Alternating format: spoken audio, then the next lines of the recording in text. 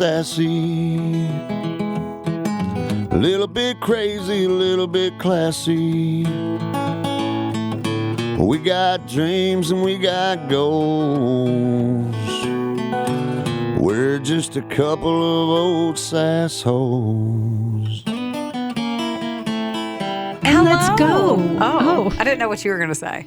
I can tell. We practiced. Let's start over. Bye. Crushed it. Hello. Hey. Yes, Hey. Hi, everyone. Welcome to a Couple of Sassholes podcast. I'm Brooklyn Maple. And I am Heather Terry. And this is our time to shine. We talk about all sorts of great things.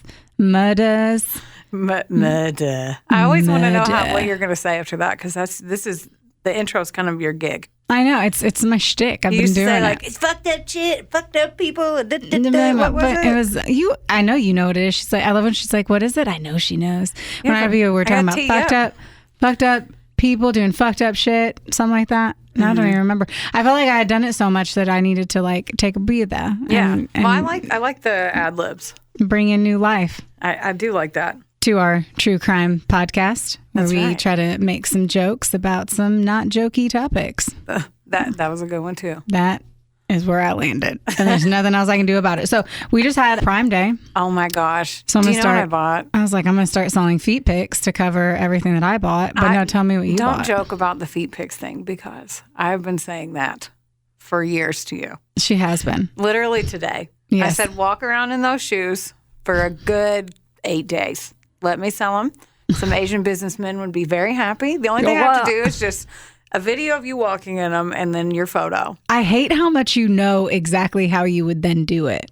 I have the plan. My marketing strategy is foolproof and ready to roll, but you won't let me. So I'm sitting on, you're literally walking around on gold, and you won't let me do anything about it. So every time I pay my bills, I'm like, well, this would be a lot better if it was with feet money. But whatever. I agree. You are not wrong. I know. So no, I'm not going to start my Brooklyn's Paws LLC, or I can think of a good Brooklyn's Hooves. Yeah, that sounds so weird and gross. Anyway, so what did you buy on Prime Day? Okay, so I bought a lot of like odds and ends and stupid, because it's so expensive to be a female. Like, just all the things. And then I met you and learned how to be a real one. So now I have to like buy way more expensive. Extra things. Mm-hmm. You can't get your makeup at a gas station. I said, I'm just kidding. Oh my God. That'd be wild if they did sell makeup. That you just gave me. No, mostly the look I gave was like, ooh, do they sell makeup in gas stations? Gas station makeup. We should start that. Let's start it. When I'm struggling, I definitely buy chapstick from Marathon. But anyway, I bought a watch. I needed to replace my watch. Other than that, for the most part, I too did the odds and ends. Okay, so I did buy one thing that I wanted to wait to tell you on here, because you kept saying, tell me everything you bought. I'm like, I'm not doing that. But okay, one of the things. Okay, have you ever heard of the snail face stuff? I was like, why am I so fucking nervous? Your asshole puckered. I saw it like barely. It did. I wasn't breathing. Yeah. No, I have no idea what you're talking about. Really? There's like snail facial stuff, and they have like I'm kind of grossed out in hindsight. Like there's a snail face mask thing, and they put the percentage of like snail juice that's in it. It's so gross. Like snail secretion? I'm ashamed. Let's talk about it. I don't know why you should be, because it's like snail jizz. Like not really. Not really. But it's more, no, I don't know. But it's like, like the... I used to put snake venom on my lips to make my lips puffier. That used to be a thing. It was called Venom, was the lipstick. Snake venom? Yeah, and it would literally have snake venom in it to make your lips more full. Writes a note to Google that. Yeah, it's a thing. I'm literally writing it down. Yeah, I'm seeing you. I have eyes, and I'm looking right across. Tell all of our loyal listeners, because we don't have a name for them. The Sassholes. I mean, for everybody, yeah. I know, but you know how like they each have one. What are the beeper ones? I don't know. I can't think of any off the top of my head. I would not be the one to be able to answer that for you. I'm going to the pet store to buy a snake after this. A snake. A slippery little snake. We could also, whoever remembers that, I'm cueing anyone who remembers that. The guy that was like, I'm a snake. The YouTube video guy. Yes. Matt Keck. Yes. Matt so Keck. Heather, I had loved that guy, and she was listening to an episode with her hubby bear on a trip, and literally did a cameo of him, and it is so funny, and it's him talking about my anniversary, and he's just he's so funny, but also Terrifyingly creepy. So here's the thing. That video came out a while ago. Yeah. He still had, he would say, ooh, I'm a snake. I need everyone to pause us. Go look it up. That's your homework. Well, wait. Okay. So really, though, he has this weird hat and he says, I'm a snake. I'm a slowly growing snake. And like, he made this video. Do you want me to play it? No. Okay. No, because for the sake of time, follow us on a couple of Sassholes podcasts where it will be posted. We'll post it on Instagram. Yeah, because now we have an Instagram. Yeah. Yes, please follow us on Instagram too. Yes. It's popping off over there. Yeah. But anywho, yeah, he said happy engagement. He talked about the podcasts. Oh my God, it's a thing. And now we can finally share. She freaked out on the lost episode. We're just going to call it the lost episode. Yeah, it's the lost episode. She freaked out on the lost episode, got real excited. I thought she was going to tear up. I was not going to tear up. He was terrifying. She cried. I did not. She weeped. I did not. Happy tears. Journaled about that it. Was we not had to a pause, happy record. tear cry because that was oh my gosh, I cannot believe that. That's the funniest shit ever. Yeah, it's awesome. It was very entertaining. The lost episode, speaking of that, we have just come to terms with that it is fully lost and it's never coming back. Yep. So I am going to repeat my story. And I don't know, Heather might repeat hers or she might bounce into a new one. I think I'm going to throw a new one in there. Yeah. That one, it didn't hit. I think that was the universe telling us like, hey, the first part was good. So that was one of my stories. So I don't like to give a meh performance, if you will. So I get that. We're going to scooch on past that. Let's scooch on past. Well, as we're scooching, let's scooch into some Speaking of scooching. Yeah. Speaking of scooching, let's do some ASMR. Let's do some of that. Let's do some ASMR. Yeah. All right. Talk to me about these snicky snacks. Okay, so Ryan O'Brien, my morning show host, actually talked about it on this food news, and I heard him talk about that Nature Valley. Was it him? I think it was Melissa. It was Melissa Awesome on WKDQ. One of the because they are together. Yeah, I was like, she was the one that mentioned it, and he said that he thought it would be good, and we were both like, meh. Now we think less of Ryan. Because okay, talk to me. I'll shut up and you tell me about it. No, you told the right story. I told the Eat Your Hollywood story. Yours was like the real one. I know, but talk to him about what it is. Okay, well, because I interrupted you the first time and then continued to do so. Okay, so Nature Valley has a savory nut crunch brand now, and I hate Nature Valley. This is a personal opinion. I love it. I think it's like somebody took paste and put sawdust on it. I think it's delicious. I think it is a treat if the calories weren't as high as they were.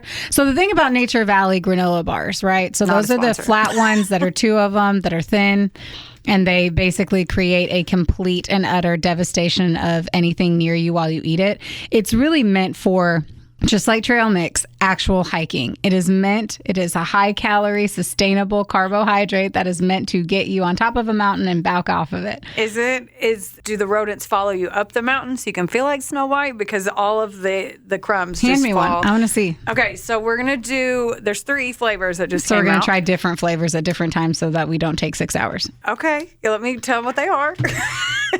We can do the everything bagel one, the white cheddar, and the smoky barbecue. And I'm going to put them down here, and then you pick a hand. I don't care. Left hand. Oh, well, I'm cheating then. You have that one. Okay. I got the everything bagel. Okay, and we'll both do cheddar at the same time because I have smoky barbecue. Do you like barbecue? Do you like everything bagel? No. I don't either. This will be fun. All right, well, they look like... What does yours look like? This is going to be fucking terrible. It's going to be terrible? It fucking smells terrible. Everywhere. Okay, wait. Sorry for chewing in the mic. No, we already warned them. Oh my God, no, fuck What no. is it? It's bad? Okay, this barbecue, I'm not going to lie, it smells kind of good. Hang on. Oh my God. Take 2 bites in the mic and the rest take it far away from the mic as possible. You said ASMR. That's what that is. I know, but there's so many people who do not like that. Okay. Swap. I kind of like it. Do you? I kind of like it. All right, here's my thoughts on mine. Everything bagel seasoning is aggressive to me, organically. It's not good to me. I don't know. My taste buds might be a little off today too, but I like these too much as being a sweet thing. I'm struggling with the savory. I don't hate the bagel one, but I don't like it. The barbecue's kind of in your face. I hate this so You fucking hate bad. it? Really? Is it because your brain thinks that it's going to be sweet? I'm so fucking grossed out. Well, we're doing a cheddar one, so you look utterly disgusted. I'm dismayed. It's, oh my God. Here, take this cheddar one. I'm actually hungry. Can I get a little more than that nibble? This is the one I'm expecting to be the best, so. Okay, well, it smells like cheddar. It's just not right. How's that? It's just not right. It's like biting into an Oreo and you're looking for the sweet treat, and inside of it, it's a piece of sausage and cheese. It's not right. Okay, no. Well, no. I don't think I would eat this again. I'm never putting this in my mouth again. She never said that before. I have totally said that before. Okay, I kind of like the barbecue. I'm not going to lie to you. Man, I moved and just hit the mic, and Jordan has been telling us to stop fucking touching the mic, and I just turned to not chew into the mic, and I just bonked it, and I know he's going to yell at me. That was your face, too. You look like you got caught stealing out of your mom's purse. Mm-hmm. You're like, ooh. My favorite is the cheddar. Really? Mm-hmm. Well, you can have them. Cool. I would eat the cheddar. I think I like the barbecue. Mm-hmm. I mean, I wouldn't seek it out, but if someone was like, hey, you're hungry, do you want to try this? That's what I'm saying. Yeah. Yep. It's definitely, I think I'm going to starve to death situation. Yeah. It's either this or like... I'm going to leave it in my purse. Yeah. Usually I just have like dirty mints in the bottom of my purse that tastes like perfume. Always. Anything in Heather's purse always tastes like perfume. Yeah. Okay. Anywho, all right, guys. Well, there you go. Available. We got them at Walmart. They are already available. Box for $3. I want to know who made this choice and why. Who made this choice? Why did it happen? This is a Rice Krispie treat that's huge from Chicken Salad Chick. Yeah. Because apparently we're like, ooh, we lost weight. Let's gain it all back on this one episode. Okay, this has got like marshmallows, Rice Krispies, chocolate chips, diabetes is mixed in. I'm pretty sure that's basically everything. Oh my God. Cocoa Puffs. See, that's the reason for the season. Okay, now I'm going to That was my first time going to Chicken Salad Chick. I mean, Heather, I don't think Heather had gone. No, she hadn't either. Man, it is good value. You get so much fucking food. It's the reason that we all are fucking obese. Because you get so much food for like $5. Man, that's And then they also make these Rice Krispie treats that are like 87 layers deep. Man. But it is worth it. I had to bust your bubble too when you were talking about the calories. She's like, it's only 130 calories. I was like, per serving, and there's 3, and it's as big as my palm. She's like, oh, shit. Yeah, sorry, Beck. Any hooser. Well, snack time's over. It is. So let's talk about our story. We were together on the 4th of July, as we always are. We did something together. We never hang out. And the boys went down to the lake and to do cornhole stuff, and we decided to stay back and watch murder shows because that is who we are. Yeah. And we saw this, and we just had to do the story. Yeah, it was a good choice. And we're going to tag team it because apparently you guys liked it when we did that. So this time we're streamlining it now. Streamlining it. I was like, we're streamlining it. Streamlining. Oh, it's a new term. I'm sorry that you're so uneducated that you don't know what streamlining is. All the young kids that listen will know. I believe it. Sorry you don't. Me too. So Heather, kick it out. Kick it out. I love that. Okay. Do we have a title? You always have a cute title. Now we're going together. I just got crumbs all over the floor. I saw that you were laughing on. We're going to have to get that Swiffer up in this. I had to vacuum. Yeah. And no, I don't have a cool title. What's it called? Okay, so I got nothing. The sources, Wikipedia, American Murder, The Family Next Door on the Netflix show was the main inspo. Yes. And then I listened to Crimes of Passion episode 1 just to hear that. So I also use the same ones as Heather, and then I use biography and the tab in the UK. Okay, you ready to rage? Just shake your head yes because you're eating the right Krispie. Cool. And it's going to take everything in my being not to say Shannon. Not to type it, not to say it the whole time. Sannann Catherine Ruzek was born on January 10th, 1984 in North Carolina. While Sannann was in Pinecrest High School in Aberdeen, North Carolina, she met and started dating Leonard King, and he was a law student. So after she graduated in 2002, they got married. And whenever I hear about somebody getting married right outside of high school, it makes my palms sweat. Like when they get married right when they're 8. No, I couldn't do that. That is terrifying. Right? No. I just figured out I could open up credit cards and get lottery tickets when I was 18, not trying to get a husband. Crush life. Right. He eventually became a public defender, and Shanann got hired on as a store manager in an auto repair shop, and she really liked that. So unfortunately, they grew apart. They tried couples counseling a few times, but they split up. And Leonard said they didn't fight, but she straight up was just checked out of the marriage. Yeah. 5 years into it, and divorce papers were filed, and apparently it was fucking ugly. So Shanann started saving money like crazy from this point. And in 2009, at 25 years old, she bought some land in Belmont, North Carolina, and then she built herself a house. Damn. I know. Get it, girl. Right? I know. In May of 2010, Shanann found out she had lupus, which is a disease where the body's immune system attacks the organs, which sounds horrible. terrible. She was super active on Facebook, as you'll learn, and she posted saying that she was suffering also from fibromyalgia, thyroid issues, celiac, migraines, and something called Sjogren's syndrome. I don't know what that is. Basically, her health was fucked. Yeah. This was a very dark point in her life, too, and she was always worn out and she felt isolated because she couldn't go do anything with anybody, and people started less and less inviting her because she... Yeah, and she lives on a plot of land by herself. Yeah. Once you say no so many times, people are just like, okay, I'm done inviting you. You're like, cool. I remember when you used to want to hang out with me. Right. A few months later, a friend request came in, and it was Chris Watts, who was a 25-year-old good-looking dude. And so, of course, she's like, okay. Yeah. He was a little fluffy. Yeah, she didn't think anything was going to come of it, though, because she got a lot of requests, so she had him anyway. So Christopher Lee Watts was born on May 16th, 1985 in Fayetteville, North Carolina. And everyone said he was smart, respectful, clean-cut, and your normal American guy. After high school, Chris followed in his father's lead and got an auto mechanic job at Ford dealership. Shanann was Facebook friends with his cousin's wife, so he came up as like a suggested friend. And so that's why she was like, okay. He was kind of shy with women in real life, but he decided that he thought she was hot, so he added her. He was shooting a shot.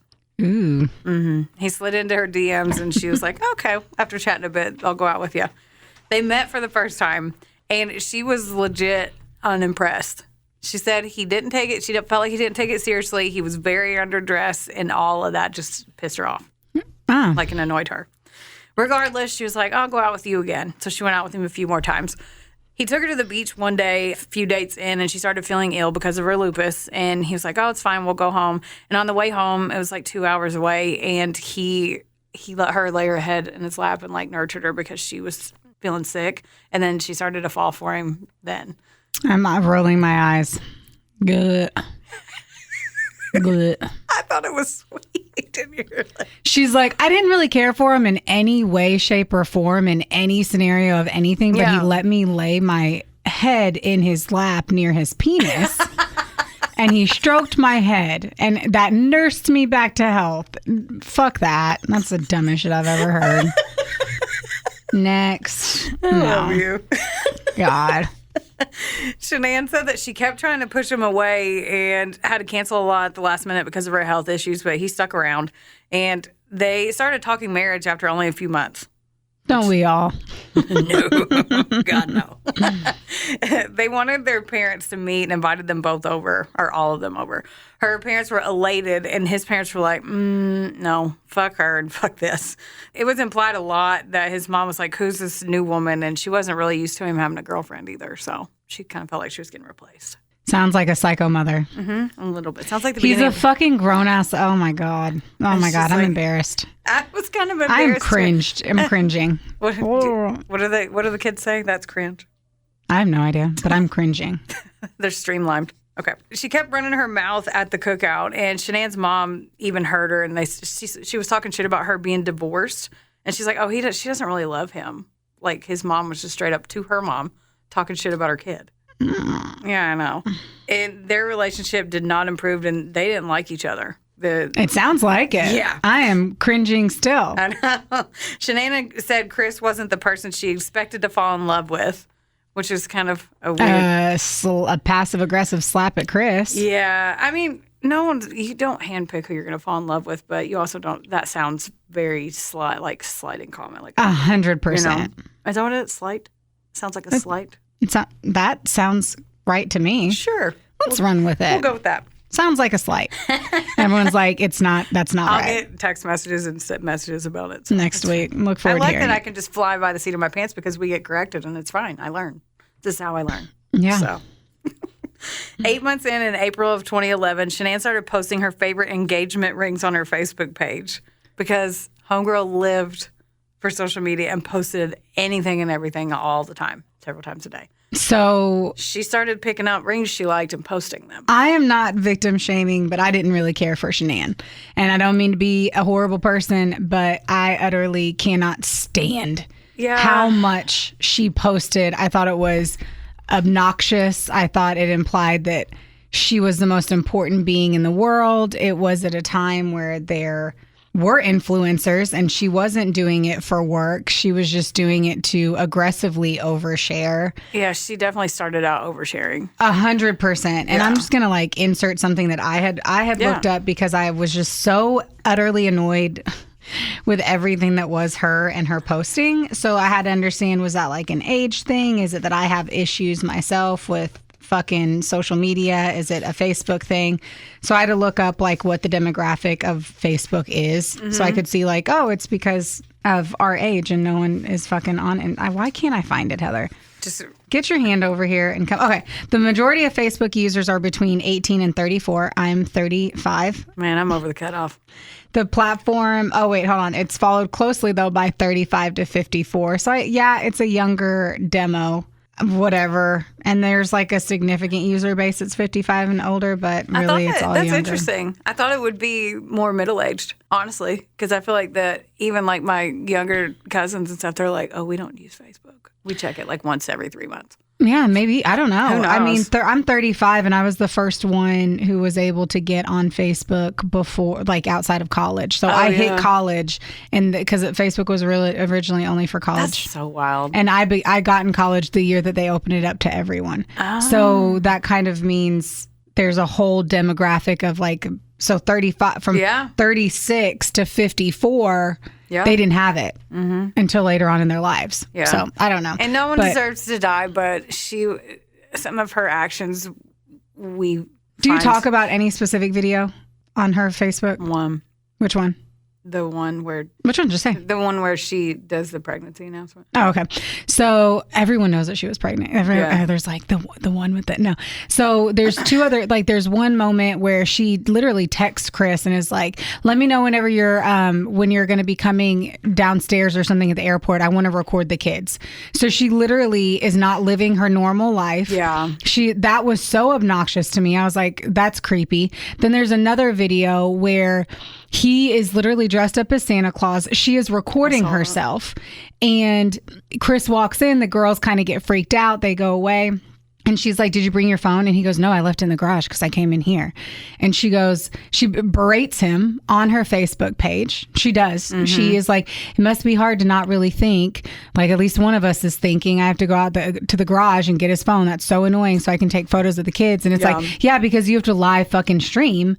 Like a weirdo. Yeah, she did that quite a bit. Yeah, so there's a reason why she was kind of like attacked in the media for the 4 seconds that she was.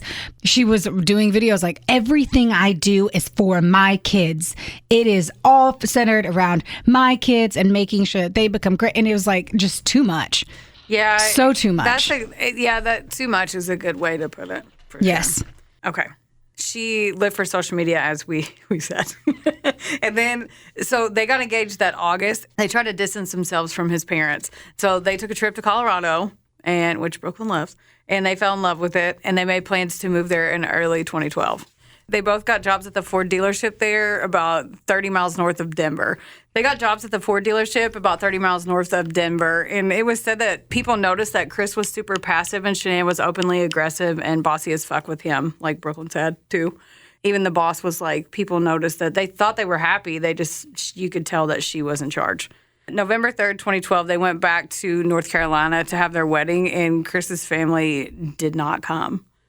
Wow. They hated Shanann and they felt like he was taking Chris away from them. That's so immature of a concept. Yeah, they already didn't like her anyway, so that didn't help. But like, my parents would not, if Travis was like, let's move to Colorado, they'd be like, I'm so excited for you. That's so wonderful. Yeah. They would not be like, he's taking you away. He's stealing you. Like, probably didn't help that they already didn't like, but it sounded like it doesn't matter. It sounded like they wouldn't like anybody. Yeah. Like no woman was going to be good enough for him anyway. Yeah. So they bought land in Colorado and waited for their house to be built at the same time in April of 2013. Shanann found out she was pregnant with their first child. They moved into their house in May, and Shanann started a blog and share her story. It was, shocker, she shared stuff. Wow. In a blog called The Journey of Bella Marie. Shanann bought so much shit for the baby on top of their new house payment, and they fell into debt super hard and super fast. Shocking. Mm-hmm. Good thing she recorded it all in her super impressive blog, I'm sure. Right. She took out a ton of student loans, too, and she went back to school for nursing, but she didn't finish that. So on top of all that other debt. Shanann didn't trust Chris with money, and she handled all of it. He even handed her his paychecks directly to her. Like, he didn't even get it. I love how they did not even talk about this and like, wow. Yeah. And they're drowning in debt. Bella was born in December of 2013. And in the fall of 2014, Shanann got knocked up again with their second daughter. And this was very difficult on her health-wise, like during that pregnancy. So Chris was like, shit. So he went out and got a job to make more money as a field coordinator for an oil company in January of 2015. This didn't work, though, and they had to file for bankruptcy shortly after that. How did they leave all this out? 2 weeks after filing, little Cece was born. So in the middle of all of that, he switched jobs. They're going through bankruptcy, and then they're like, oh, here's another kid. That's going to help. If you're ever struggling, if you're ever not doing well in a relationship, if your money isn't in a good place, if your career is in the tank, the best thing to do is to have another child. Yeah, that's what I think. That is how you solve and persevere. That's right. Says two people who don't have kids. Yeah, we're like, yeah, that'll help. Yeah. It's not like you can prevent those. Yeah, right. They were super fucking stressed out, of course, and her parents actually came to live with them to help out for 15 months. So January 2016, Shanann started selling Thrive vitamins through a company called Lavelle, and she apparently crushed it. Did she really? Good for her. Uh-huh. She posted constantly. I know you're shocked. What? It's like, say it. That's my favorite. Per usual on social media, and it was the basic MLM, so, recruit, get 3 friends, and we can make this much money, all that. It was that kind of thing. Right. She included, she made it as a brand for her. So she included Chris and the kids in all of that. Yep. And posted several times a day, which Chris did it for her. But he looks, and you notice in the videos they showed, he looks very stiff and rehearsed. And she's like, he doesn't want to do it. And you can tell he's just like, hey, and he does it. But yeah, you can tell he's just living his life, doing what he needs to do to get about the day. And she's like making him. Yeah, for sure. Yeah. But she started winning trips and shit, and they started sending her to conferences. So then he was like, okay, I'll lean in a little bit harder because he's... That's what I would do too. Yeah. I would handle it exactly the same way. I'd be like, oh, yay, I'll be in your fucking videos. Take me to Punta Cana. I'd be like, yeah, I would totally do it. If Travis was like, hey, can you do this? I'd be like, fuck yeah. Well, you won't let me sell your feet pics, but you'll... Do a video with my fiance for vitamins. Whatever. You all know, you heard it first. She's got a favorite. So... On social media, Shanann posted a video that said they were having more fun now than they've ever had, in the 2 years that she was doing that, than opposed to all their marriage before that, which is kind of sad. They were picture perfect on social media, and she would openly post about her daughter's health issues, though. And, of course, with that comes expensive bills. By May of 2018, Shanann made a Facebook announcement that she was pregnant with her third child, with a video online of her telling Chris. And have you seen it? I saw it in the thingy, but just the clip where she's wearing the oops, I did it again shirt or whatever. And he kind of looks at it. And then hindsight, if you look at it, it's like, well, I guess when you want to, it happens. But he doesn't. He kind of smiles, but he's not enthusiastic. No. I would definitely say he was not enthusiastic. Why would you be though? Unless you're fucking baby crazy. They have 2 kids under 4, and now you're pregnant again. It was intentional, but everything stacked up against them, you can tell it was not intentional. Yeah. They were not we need to add another child right now. Yes. Yeah. But I think it was because he was thinking about someone else who was 30-year-old Nikko Kessinger, who worked in the office at his job. What year was this? That was 2018. Yeah. Yeah. Nicole and Chris got close super quick, and he didn't tell her he was married. No, he sure didn't. He did not. Well, actually, he did. Eventually. He did eventually. I was like, I don't know. From what I read, he was open that he was still married, but that he was divorced, and he was going through a divorce, and then he finally said it was finalized. He didn't. He told her later after the fact because he wasn't wearing a wedding ring, and he said, she was like, oh, you didn't have a ring on, when he did eventually tell her, and it's because he said it was getting resized because he lost all that weight, which Shanann actually used and said it was because of Thrive. Anyway. He said that it was, when he did eventually tell her, he said it was a separate bedroom situation and they were on the outskirts. Nicole and Chris started meeting outside of work, and then, of course, he started becoming more distant at home and wanting to be at work more, quote unquote. He even missed her first sonogram appointment. Wow. Shanann had planned a 6-week trip in the middle of all this back to North Carolina to visit both families with the girls, who are 3 and 4 now. So perfect timing for him to pretend that he doesn't have a family at home. happy family. I cannot fathom what it's like to not have a job. I have worked since I was like 14. The longest I've ever taken off was whenever I moved back here, and I was off for 1 month trying to find a new job. Just to be like, I'm just going to go travel for 6 weeks. Like, what kind of state could your marriage even be in that you're like, I'm going to leave for 6 weeks? Yeah, he had planned to come at the very end, and he couldn't go because of work. And because of fucking another bench. I'm sure he wasn't trying to even take any Oh, time 100%. But even on that time, she used it to be like, to recruit. Because she's like, look what I can do because I sell this. I can go to travel for 6 weeks with my family. So she kind of spun it and used it to make money too. Good call. Chris told Nicole that he buried all of his resentments towards Sannann about her like appearances, their finances, and all that. So he secretly resented her, but he just buried it down. And then finally he opened up to his girlfriend, quote unquote, at the time. Wow. I don't know how he wouldn't. Yeah. I don't, like, she was the one in charge of the finances.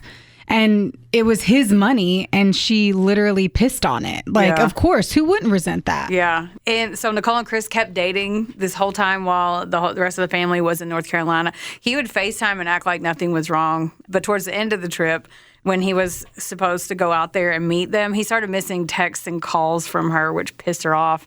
On July 31st, he actually flew out to North Carolina to meet him. A few days later, they got into it because obviously he's acting different when he got out there. Like, she knew something was wrong. I'm going to hop in real quick. Yeah. So according to the Denver Post, Chris sees Kessinger about 4 or 5 times a week, and they start that physical relationship in early July like you're talking about. He tells her that he's almost divorced. Later that month, while Sannann and the girls are out of town, North Carolina, he tells her that it's final. He did? Yes. So the insider also reports that Kessinger goes to Chris's home for the first time on July 4th, and they have their first phone call on record, which is July 7th. They also go on a date to Shelby American Collection Car Museum on July 14th and spend the night at Great Sand Dunes National Park on July 28th, all while his family is away. Now on July 30th, which is the day before he goes to meet his family, he gives her a love note. He gave one to her? Yes. I forgot about that. Yes. Now, on August 4th of 2018, just so you know, she starts shopping for wedding dresses online. No way. I didn't. Oh, fuck. Wow. Yep. Her sell data shows it.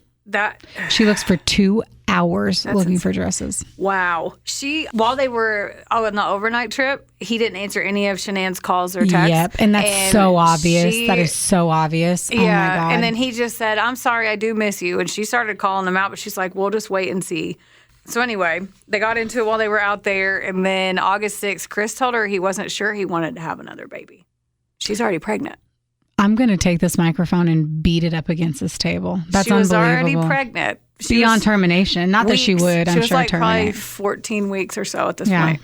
8 years into her marriage, and she felt blindsided because she told her friend, like, she didn't think there was a problem because she didn't see it, but I don't know if she wanted to see it.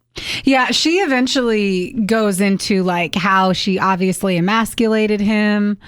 You know, they weren't having sex. I think she knew a lot was going on. I think while she was gone, though, she obviously couldn't have thought that too much was going on, because if I thought that my husband was having an affair, I would not then leave for 6 weeks to allow him to have a life without me and obviously be with her. And like while she's gone, he's not paying attention to her. It's so apparent. Yeah. They weren't having sex. They weren't having sex for like 5 weeks at one point. And so it's like really apparent. Yeah. And then like what you said, she starts calling him out on that trip, but she is pregnant, hoping to come home and reconcile. Yeah. So when they went home 2 days later, she straight up was like, "Are you cheating on me?" Yeah. And he obviously said no. And 2 days later, she went alone to find out that they were having a boy, and they were going to name him Nikko. She picked out the name Nikko. No, baby Nikko. This same day, Chris deleted his Facebook page. And how big of a kick in the dick would that be to Mrs. Facebook herself? She finds out she's having a boy, and he deleted the entire thing. She texted him and was like, "Why did you do that?" And he didn't respond to her. He happily responded when his dad, who is also his best friend, texted him. He said, "Liberated myself." Oh my God. Oh my God. If Travis number one, he doesn't have it. I don't even think he has it on his phone. Like, to be honest, like he just feels Facebook? like it's or Instagram. He doesn't have either of them because he feels like he zones out to it and scrolls through too much. And he's like, so I got rid of it on my phone, so I'd have to log into it and consciously be aware of the time that but if he just deleted it and I'm like, oh my God, I'm always on it, I'm literally posting shit, I need to tag you and stuff, I want your followers to see my content and blah blah blah. Yeah. Whoa. And at this point, she's, in her defense, she's making money from it. Yeah. So I mean, and that was part of her brand, and it was the same day, her ass announced that on Facebook. There's no way she didn't. She didn't breathe air without. So and then all of a sudden she can't tag her husband the same day. And so Sannann left that weekend for work training in Arizona. The second she left, he got a babysitter and took Nikko out to dinner. He told her, I won tickets to a baseball game, so I'm going to go to that. But Sannann saw a $60 credit card charge. She looked up the restaurant and the menu and realized that like a private investigator. Right, smart. Any woman would have, it's smart, don't get me wrong, but I just want everyone to know, any woman would have fucking done that. The second I thought my ex-husband was cheating, what did I do? Go through phone records. Go through phone records. Yeah. And she realized, okay, Chris is either paying for 2 people or he fucking ate 38 things. There's no way. The menu wasn't priced like that. She flew home, and after some delay, she finally landed in Denver on August 13th around 1 a.m. And her good friend and one of the sales reps, Nikki Atkinson, dropped her off at 2 a.m., around 2 a.m. And the last, you see that Ring doorbell footage too. Yeah. So I'm going to hop in. So it was approximately 1:48 a.m. on August 13th that she returns from that trip that Nicole had dropped her off on. As you just said, it's so fucking eerie that you can see a pregnant little Sannann go in there with her little baby Nikko in her belly. Over the weekend, as we mentioned, Chris had been home with their daughters, but Shannon had known so much was going on. There were so many suspect fucking things going on. Yeah. There's records of it with her friends via text messages about the situation that's going on. Every single thing that was going on, if I could say going on one more time, was giving her all the vibes and the signs that he was cheating. Yeah. And when someone's cheating, it becomes apparent. People can act like and think that they're able to cover it up. You can't cover it up. And because your body is always responding to the vibrations around you, your gut instinct is telling you. If your gut's telling you that, not your brain, because you could be fucking a little psycho. If your gut's telling you that, it's the same thing about walking down the street and getting that gut feeling that something's wrong. Your body can warn you of danger. And I think that she knew what was going on. And the fact that they weren't having sex, they'd gone 5 weeks without having sex at that point. She had talked to her friends about the fact that he was not responding. He wasn't touching her. They weren't being around each other. So whenever they were around each other, he would just go work out, or he would just avoid all of that. And just like what you had said too, he wasn't responding to her text messages. They weren't having sex. He wasn't really reaching out during the day just to casually talk to her. And he seemed 100% uninterested in her. And while she was gone too, she told him, you never said, I miss you. She would always have to say, I miss you. And he's like, oh, I miss you so much. And he's like, I'm sorry. That's my bad. I miss you so much. He would respond. Please forgive me. His responses were completely uncaring and just trying to make it through the interaction. Mm-hmm. Yeah, exactly. That's a really good way to put the interaction. And it showed and it reflected. Yeah. And as you had mentioned too, he even says later on in the interview that he knew he fucked up whenever he had openly taken her to a restaurant and used his own bank card, because he knew that she was going to see it. And I think that was his moment of, I'm going to get caught and just say, fuck it. Go get cash out. If you got to do, but even then, if she's the one, obviously she was kind of controlling as fuck. I don't think he could have anyway. At least lie and been I want to get something at the baseball game for the kids or some, I don't know. It'd be a lot easier to. I don't know. It would take. I would never know if Travis had a whole other family on the side, because I just don't go through any of his shit. So if he could cover it up to my face, he's getting away with it. Hear that, Travis? Right. So you had mentioned too, we'd both talked about not really having sex, and she mentions a 5-week dry spell, which I think is brutal and super obvious, because 5 weeks. I don't know anyone's sex life. I'm not trying to bring up how often you do the poke and choke, but I am. But what I am going to say is 5 weeks is a long time. Every time you've said it, I've been so uncomfortable. Every single time I'm no. That is it's one thing. No. I can understand. I would say a week is a dry spell, because you could be traveling. There could be things going on. Everyone's busy. Someone gets the flu. I'll give it 7 days. Anything outside of 7 days, it's kind of raising a red flag. There's an intimacy issue. Sex isn't always about sex. It's an intimacy with a relationship. Yeah.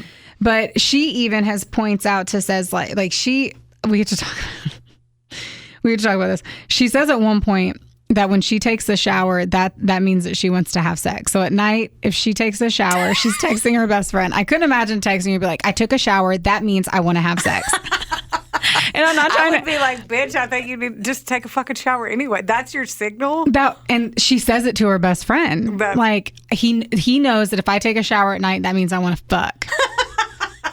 And that threw me in itself. Like, that threw me. Because it's like, that's funny. I mean, I guess if you're like, I'm a take a shower in the morning person, but I guess if it was like a long day and I'm like, I'm taking a shower before bed, babe. You're like, here I go, walking to the shower. It's time to hit the showers. You know what I'm saying? I'm showering. Wink, wink. Let's get ready for the boom boom. I don't know. What are all your... Did you Google weird ways to say fucking before this? You're like, doing the old poke joke, and now you're like, you're about to do the boom boom. I don't know. I love it. No, keep ad-libbing. They're coming. They're coming at me. That's just what she said if she took a shower. Yes. Except for everyone pay attention to that. All anyway. Right, back in. She talks to her friend. She's like, even with it, like, sex is sex unless he's getting it somewhere else. Like, she already knew. So anyway, let's hop on back. All right. Let's jump on the train and drive back to August 13th. Right. So later that day, Sannann and the girls are finally reported missing. I say finally, it's really not fucking long at all. She just has a crazy fucking best friend like I do.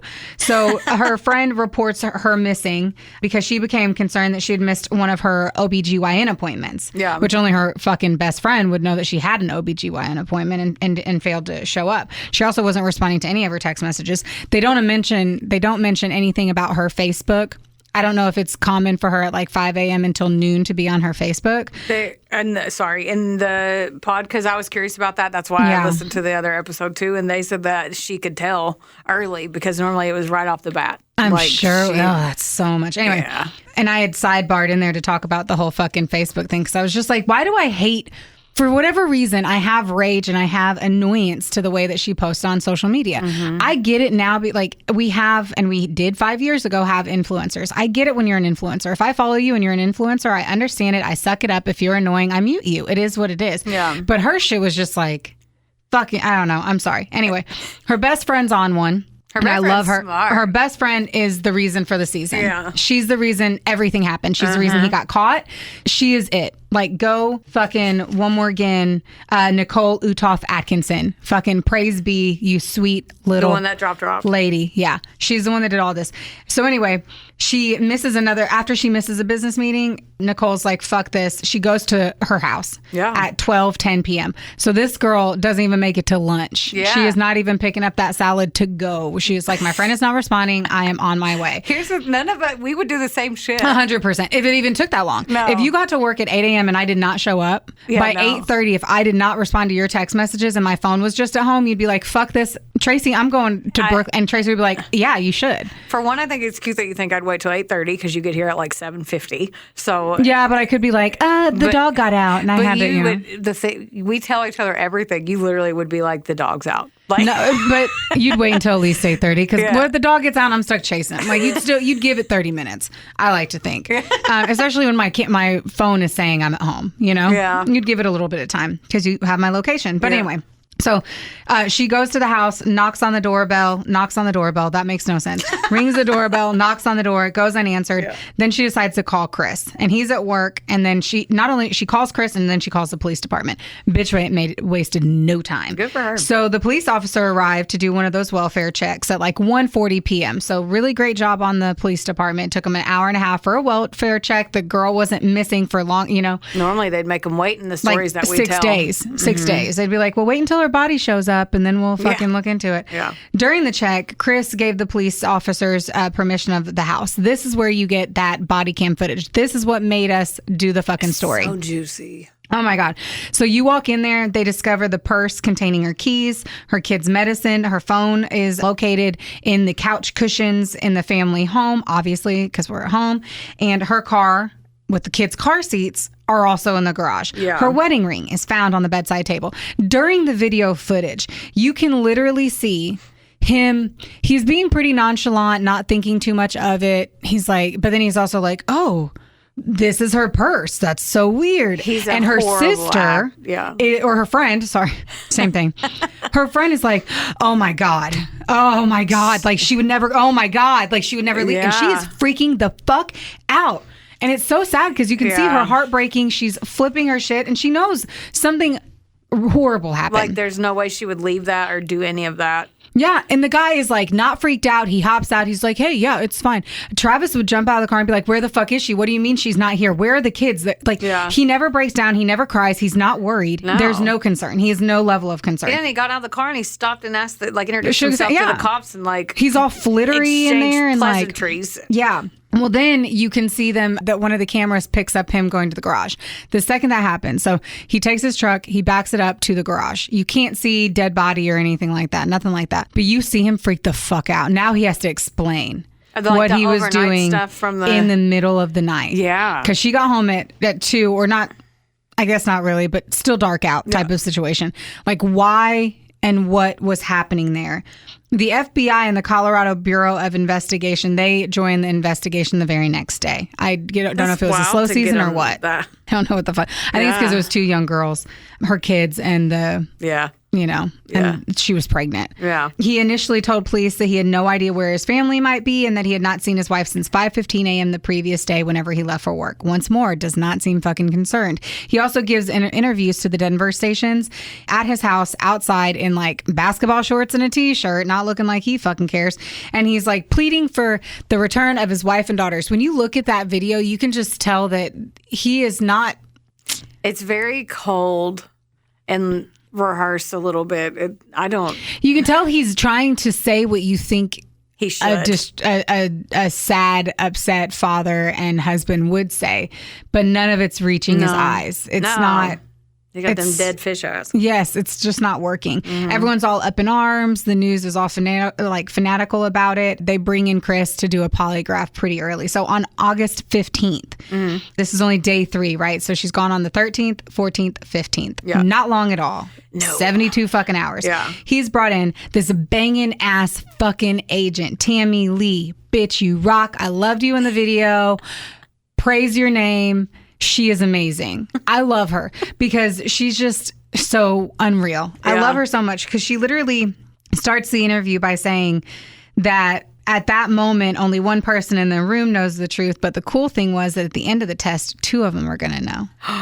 Yeah. She also, I truly think she knew he did it before she interviewed him. Yeah. Because not only did she say that, but she literally talks about the fact she goes, I'm not quoting because I'm just fucking remembering it, but she's like, you'd be so stupid to be here right now. Like truly, you would be so dumb to be here right now because at the end of the day, I'm going to know if you lied.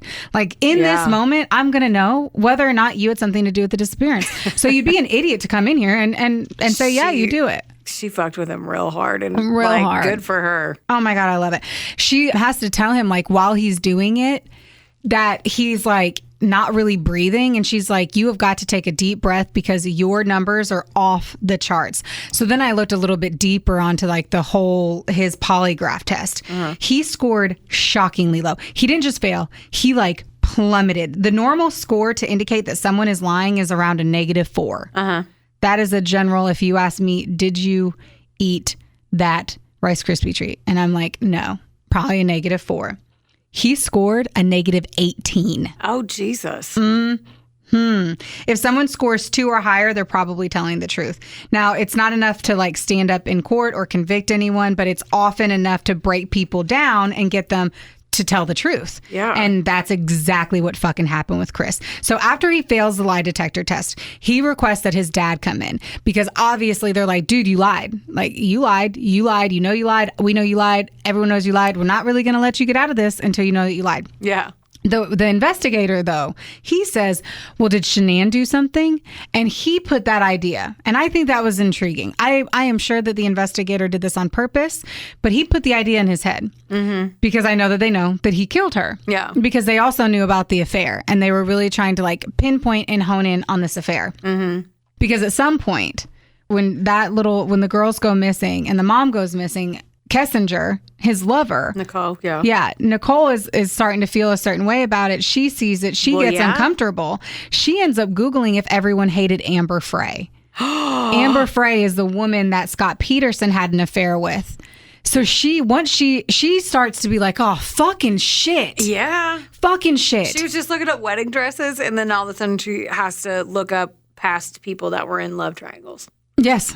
Because she was afraid to come forward, but she knew she had to come forward. So she comes forward and she's like, it is time. And she's gorgeous, super fit. I really liked her vibe. You can definitely tell that she had no idea what was going on. Well, she wasn't involved in it. She thought he was just waiting on a signature. He was super attractive. Yeah. And she just thought he was waiting on a signature. Yeah. And they were probably just like living in the same house to cope with the children. Tom Cruise, what's her name? Katie Couric. No, Katie Holmes.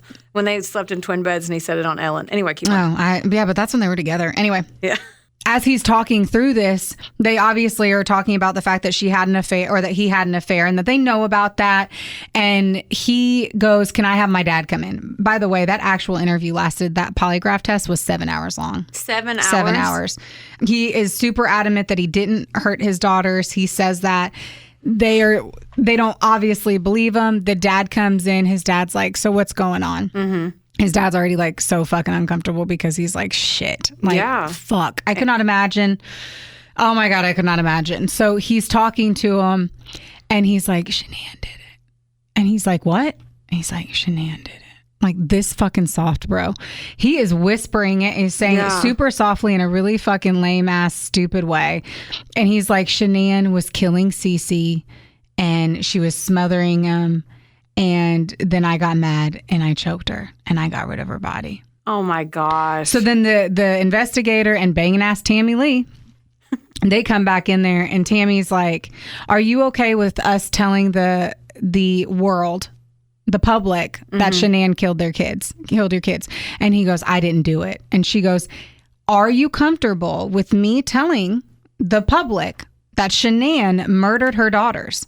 And like keeps pushing and driving this point home, because it's like, that is not what fucking happened. You cannot say that. So they end up discussing where the bodies are, right? So he's going to keep saying he didn't do it, whatever, and that he disposed of the bodies. They end up doing that, like a drone view of the location. Mm-hmm. And kind of figure out a little bit more. So the girls' bodies were found actually, he says whenever that after the fit of rage that he had, that he transported the bodies to a remote oil storage site leased by his employer, Anadarko Petroleum. And the bodies were found in that oil. The girls' bodies were found in the crude oil storage tanks, while Shanann's was buried in a shallow grave nearby. Bella and Celeste's bodies had each been pushed through a hatch at the top of 2 different oil tanks, with the lid being 8 inches or 20 centimeters in diameter. According to the medical examiner, Bella had scratches on her left butt from being shoved through the hole. That's so sad. A tuft of blonde hair was found on the edge of the hatches. So not only did he dispose of their bodies after killing his daughters that were under the age of 4, he degraded their bodies and shoved them into small containers. Anyway, he was arrested that day, and he also was fired from his job in the same day. On August 21st, he's charged with 3 counts of first-degree murder, including an additional 1 count per child cited as death of a child who had not yet attained 12 years of age, and the defendant was in a position of trust, being their fucking father, unlawful termination of a pregnancy, and 3 counts of tampering with a deceased human body. He was denied bail at his first court appearance. At a later hearing, his bail was set at $5 million, with him being required to put down 15% to be released. The case had obviously been all over the media because of a family annihilation. It's called familicide. Mm-hmm. Did you know that many of these crimes actually occur in August, and it's because of school starting? Really? Mm-hmm. They say that they do it before school starts so that it can delay detection and investigation. I want to know how he even brought himself to, like, what the fuck is going through his head? I'm going to keep going because he actually says it. So they also say it's super rare that Chris didn't kill himself. Like, usually anyone that kills their family, they kill themselves, family annihilators, because that's literally what it's called. Yeah. He's a family annihilator. He's terrible. They usually commit suicide after it, and he said that he had contemplated it, but I don't really think that he did. So let's talk about what actually fucking happened, because in the Netflix series, he nonchalantly if you ask me, which you didn't, but it's our fucking podcast. He explains it in his interview, like really matter of fact. Yeah, he does. So she gets home late. Apparently, she like rubs on him is kind of the way he literally words it. Yeah. And apparently they have sex, which blows me away. So he obviously was already fucking his mistress that week. She comes home. It's 2 a.m. Her flight was delayed. Did she take a shower? Well, that's what I'm saying. It's like out of all the scenarios, I guess in my mind, I'm like, that is not out of. If you weren't fucking me at like freshly out the shower at 8 p.m. on a Thursday, I'd be blown away that you want to do it after I traveled all fucking day to get back home. You gotta watch that airport scum off. That's what I'm saying. Yeah. I'm exhausted and I'm pregnant. Like there's so much going on, but like anyway, I don't know. I guess I'm not I'm not thirsty enough. Maybe it was her Hail Mary. Like who knows? Who knows? So the next morning he wakes up and he's like, I just don't think this is gonna work out. Oh my God. I couldn't fucking imagine. So she obviously mentions, well, she's like, what about last night? Like, I knew something was going on. Like, is there someone else? Like, why the fuck are you fucking me? And then in the next morning, you're telling me like it's all over. And he goes, this is the part that makes me want to take a piece of paper and give him tiny little cuts in between his toes. He fucking says, okay, if I hadn't met Nikki, do I think that I would have thought my marriage was bad? Probably not. He blames. Oh God. If you ask me, he is blaming Nikki. He is blaming the fact that he met Nikki and fell for her. And if he hadn't fell for her, he wouldn't have killed his family. He doesn't want to accept any responsibility ever for any of it. Yeah, because he's a fucking piece of shit garbage man. I forgot all of this shit because I stopped reading and stopped watching so I could tell me the rest of it. Well, here I am telling you the rest. God. So he says that he doesn't love her anymore. And she's like, get off me. And he grabs her by the throat and he starts to choke her. He says he thought he was going to do that. Like, okay, so he gets on top of her on the bed and he starts to choke her.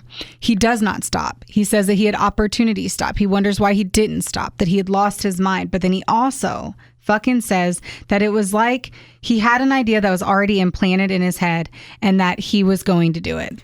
He had premeditated this. He had already planned on killing her. Yeah, and everything that we've talked about says that strangulation is very difficult, and it's not like on TV where it's like 1, 2, 3, and then you're done. Like it takes a minute. You're killing someone. From what we've learned doing this show, like it takes a fucking minute. Yeah, like 3 or 4 minutes, pretty much. It's not like 2 seconds like it is on TV. Well, he says that she didn't fight back, and I had so many questions on that. So her face is down on the bed whenever his daughter walks in. Now, whenever Sannann's dad talks about it, he's like, she was a fighter. There's no fucking way that she wouldn't have fought for her life for her daughters, and she was pregnant. Yeah. And there was no cuts or scratches on him, which means that she did not fight back. The dad believes that she was asleep. She had to have been. So that they didn't get in a fight. Yeah. It wasn't an emotional conversation. That she was asleep in bed and he got on top of her from the back and he strangled her to death. At that point, his sweet little daughter walks in and she's like, sorry, it was Bella. It wasn't Cece. Bella, who's only 4, walks in carrying her pink blanket because he literally points that out. And she goes, what's wrong with mommy? And Sannann is on the bed face down. He puts her in a white sheet, his wife, and wraps her up. He takes her downstairs and pulls up his truck. He puts her on the floor, her dead body right there on the floor of the cab of the truck, and then has his daughters get in the vehicle.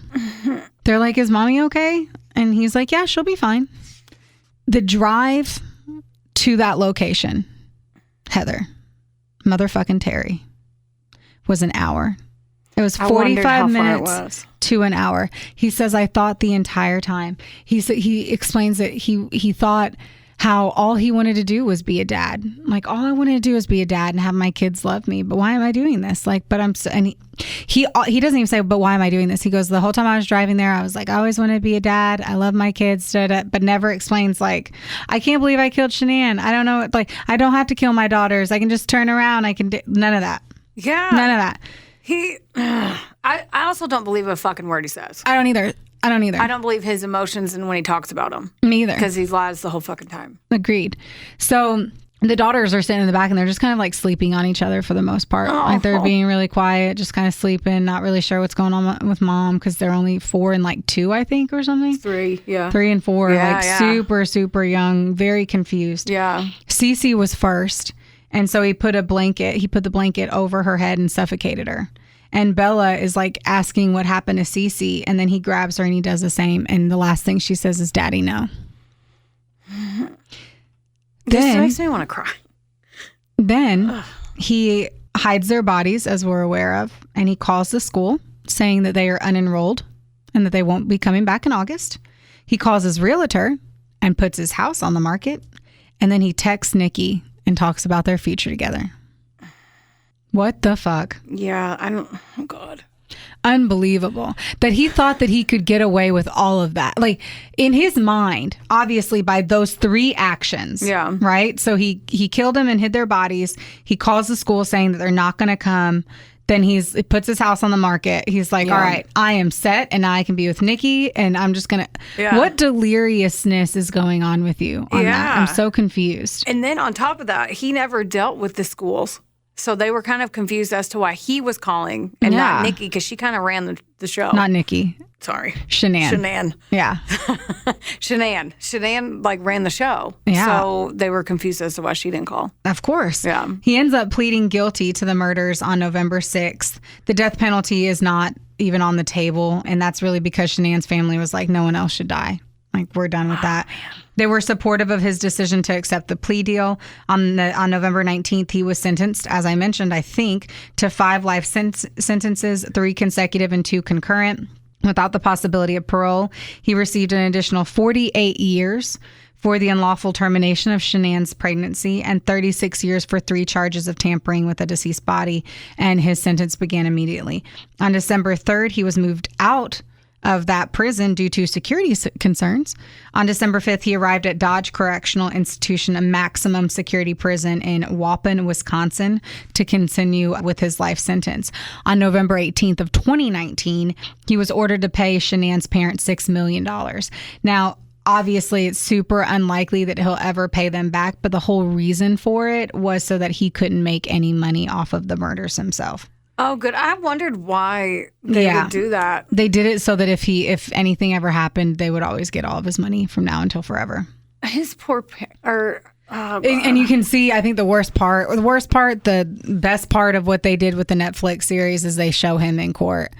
And it's just unbelievable what he did, the lives he took. Yeah. The judge was like, this is the worst thing I've tried thousands of cases, and this is the worst case I've ever tried. Like, you are the worst human being. If you wanted to start a new life with your lover, why did you not just get a divorce? Yeah, they like that clip that they showed of him doing the presentation about relationships. Yes. Somewhere. And he was talking about when they fall apart and all this stuff, like going into detail. I'm like, you're literally saying you could just break the fuck up. Yeah. And then, man, I feel so bad for her parents too.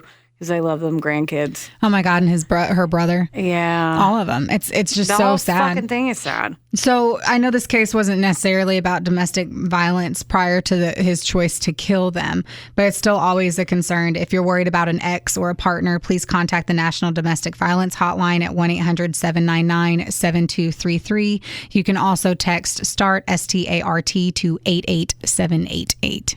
Yeah, thank you for saying that. Yeah. What a bummer bear. I watched the documentary and I wrote my stuff, and I had come home and I just told Travis, I was like, thank you so much for being so great. And he's like, nothing like having your fiance who does true crime podcasts to be happy that I haven't killed you. I'm like, well, we set the bar high. We really do. We're like, just please don't murder us or make it really apparent that you're fucking other people. Like, all these things. This guy is so terrible. Yeah. They do kind of imply that he lost weight. They showed him for her, like for Nikki. They kind of like imply that Nikki had something in it. Like, oh, really? Yeah. In the interview, they're like, "Wow, you look great. You know, we know that you lost some weight." And he's like, "Yeah, about 40 pounds or something like that." And the guy was like, "Yeah, you look awesome." He's like, "Usually, you know, when somebody loses weight like that, it's because of someone else, another woman." And he was like, "No, that's not it." Yeah, he lost it. He lost some of it when they first got. Yeah, I was like, I don't think that was it. He said he got his ring resized. I mean, it's rare that you hear about a guy getting his ring resized. So, you usually hear about females. I guess I don't talk to a lot of dudes about their wedding rings. I know. I was like, I don't really know that that's like a statistic, but I hear you. I'm just out of personal experience. Yeah. I don't know anyone who's gotten their ring resized. So I am just going to sit over here in my ignorant phase of that. But yeah, I mean, usually if one of them's on a journey trying to get all sexy, it's likely they want to be naked in front of somebody else. Sucks to suck, man. Well, fuck Chris Watts. Fuck you, Chris Watts. You're a piece of fucking shit. I hope he got all sexy for some big 6'8" male named with a huge Rico. Yeah. With they a just call big him old the hammer. cock. No, they call him the hammer. Like that dude that was in the all attorney. the memes. That was the attorney. Anyway. The hammer, the attorney. Anyway, I don't want to get in trouble. You can't say attorneys' names on anything anymore. But anyway. Yeah, fuck you, Chris Watts. That's the end of our podcast. No, thank you guys so much. Like, listen, rate, subscribe. Yes. Follow us on Instagram and Facebook. We love you. We love you so much. Okay, bye. Bye. Theodore, can I pet that dog?